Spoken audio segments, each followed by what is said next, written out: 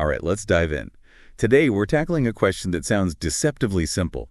What is money, really? It's one of those things, we use it every day. We think about it constantly. But do we really understand it? Exactly. And that's where this awesome book, Dollars and Cents, comes in. By DanAriely and JeffKreisler. Yeah. They're behavioral economists, but don't worry, this isn't some dry academic lecture. No, quite the opposite. They're hilarious. Seriously, they have this way of pointing out our financial quirks that makes you laugh and cringe at the same time. Like, oh, that's so me. Because we've all been there. We make these seemingly irrational decisions with money all the time. Yeah. And this book helps us understand why. Right from the start, they hit us with this idea that money is kind of a double-edged sword. A blessing and a curse, right? Totally. On one hand, it gives us choices, freedom, security. We can buy things we need, things we want. It opens up opportunities. But then on the other hand, it can lead us down this rabbit hole of crazy comparisons and weird decisions. Like, suddenly we're stressed about whether we got the best deal on toothpaste. like money throws us into this constant state of mental math, trying to figure out what's truly valuable. And as Ariely and Kreisler point out, we're not always very good at that. Not at all. Like, remember that story they told about the stereo systems? The Pioneer versus Sony, right? Yeah. People initially preferred the fancy Pioneer, even though it was pricier. But then throw in a Sony package deal, a stereo plus a bunch of CDs. Suddenly, the Sony seems way more appealing. Even though logically, having $300 in cash is more versatile than $300 worth of specific CDs. It's like our brains latch onto that concrete image of ourselves enjoying those CDs, and boom, the abstract value of the cash just vanishes. And this, my friend, is a perfect example of how we often assess value in ways that have little to do with actual value you. We get swayed by the presentation, the story, the feeling. It's so sneaky. And this tendency, it pops up everywhere, not just when we're shopping for electronics. Oh, tell me about it. This reminds me of my Aunt Susan. What happened? She was obsessed with JCPenney. Like, seriously obsessed. Coupons, sales. She knew all the tricks. Sounds like a savvy shopper. She was. But then JCPenney changed their whole pricing strategy. Oh, yeah, the fair and square thing, right? Exactly. Right. They ditched all the constant sales and just offered consistently reasonable prices. Which, in theory, makes sense. You'd think. But my aunt was furious. It was like the lack of a sale somehow made the products less valuable to her, even if the actual prices were the same or even lower. Classic relativity. We don't judge value in isolation. We're always comparing. And often we're comparing apples to oranges without even realizing it. Exactly. Like in your aunt's case, she was comparing the sale price to some imaginary, inflated original price. It messed with her whole perception of the deal. And it's not just about shopping, is it? I mean, Ariely and Kreisler talk about how relativity affects everything. Food portions, even our happiness level. Oh, absolutely. Remember that experiment with the bottomless soup bowls? Where people just kept eating and eating because they couldn't tell how much they'd consumed. Exactly. They had no reference point. Their perception of fullness was totally skewed. It makes you wonder how many times a day we fall for these illusions of value without even knowing it. All the time.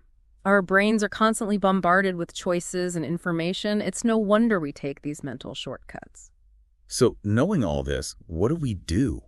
How do we stop making decisions based on these flawed perceptions? Well, that's where it gets really interesting, and that's what we'll be diving into in part 2 of this deep dive. Okay, so last time we left off with this idea that we're constantly falling for these illusions of value. It's kind of unsettling, right? Yeah, it can be. But the good news is, just by becoming aware of these biases, we're already one step ahead. So what's the next step?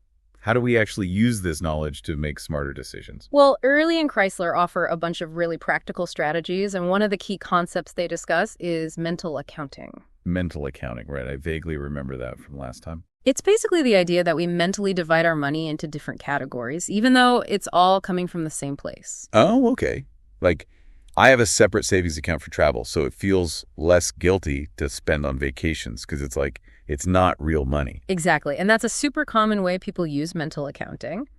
And honestly, it can be helpful. It's like a budgeting tool, but there's a bud coming, isn't there? There is, because mental accounting can also lead to some pretty irrational behavior. How so? Well, think about it. We might justify spending in one category because we've been good in another, like rewarding ourselves for bringing lunch to work all week by buying those expensive shoes we've been eyeing. Oof. I totally done that. It's like I save money on coffee, so I deserve this. Right, but it doesn't really make sense logically. The money's all coming from the same pool. It's like we're trying to trick ourselves. We are. And another mental accounting trap is overspending on vacation, just because it's vacation money. It's like in the book, that couple who got a 19-page bill at the end of their trip. Ouch. Talk about a painful reality check. Which actually brings up another interesting concept from the book, the pain of paying. Ah, yes. The psychological discomfort we feel when we actually spend money. Which I'm guessing is way worse when you pay with cash, right? You got it. Yeah. Handing over those physical bills just hurts more.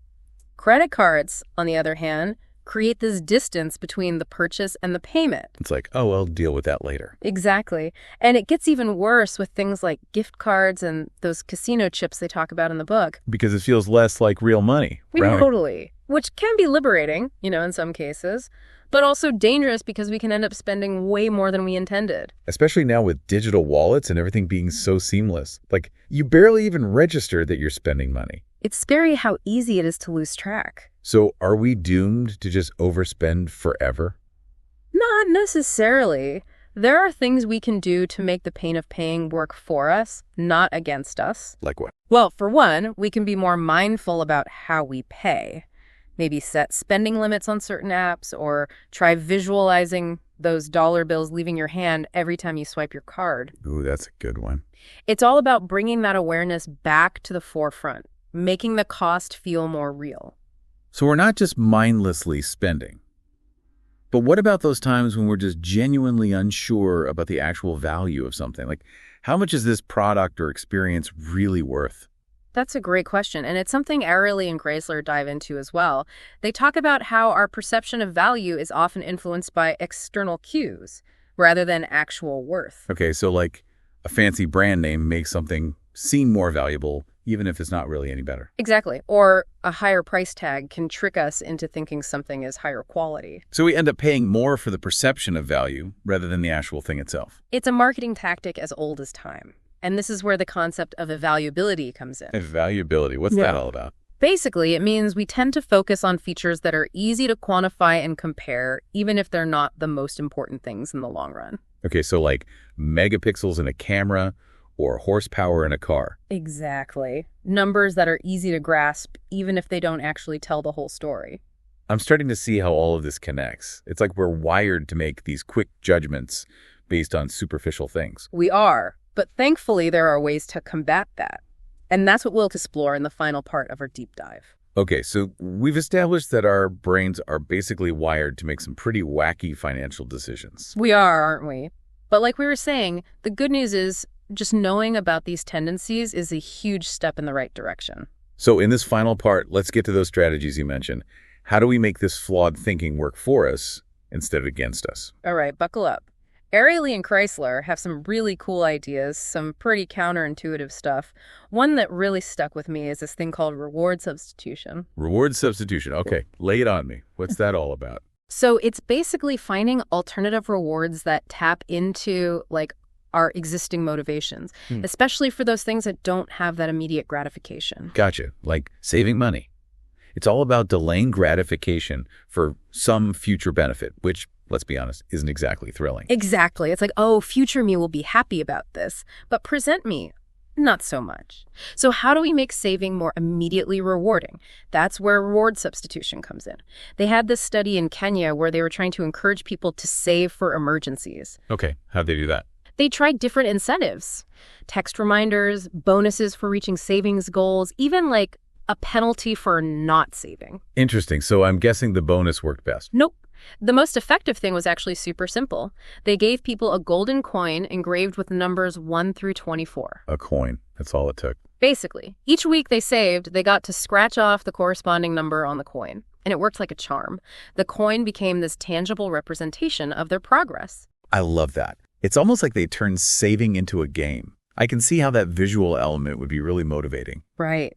It taps into our desire for achievement, that sense of progress, a little bit of fun even. Totally. It's like those fitness trackers that celebrate when you hit your step goal. Exactly. Making the process more engaging, more rewarding. That helps us stick with it. So we're hacking our brains a bit. In a good way. We're playing to our strength. This is making me think about how Ariely and Kreisler talk about the power of language, too. Like, how those fancy restaurant descriptions can totally sway us. Oh, yeah. Those menus are like works of art. Artisanal, locally sourced, handcrafted. Suddenly, we're willing to pay way more for the same ingredients. It's like we're buying the story as much as the food itself. We are. And that's something we can use to our advantage with our finances, too. How so? We can use language to reframe our own financial decisions. Instead of thinking, I have to cut back on spending, it becomes, I'm choosing to invest in my future. Ooh, I like that. This is a much more positive spin. Right. It's not about deprivation. It's about empowerment. I'm prioritizing financial security over a temporary splurge.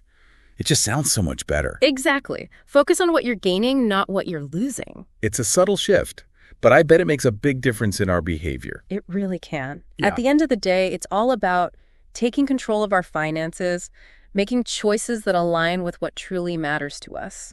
This whole deep dive has been amazing, seriously eye-opening. We've learned so much about how our brains can trick us, but also how we can outsmart those tricks and make better decisions. I agree. It's been a fun journey. It just goes to show understanding our own psychology is key when it comes to money. Being mindful of our choices, finding creative solutions, maybe even having a little fun along the way. Absolutely. And remember, there's no one right way to do this. It's about finding what works for you. Thanks for joining us on this deep dive into the fascinating world of money and the mind. It's a journey worth taking.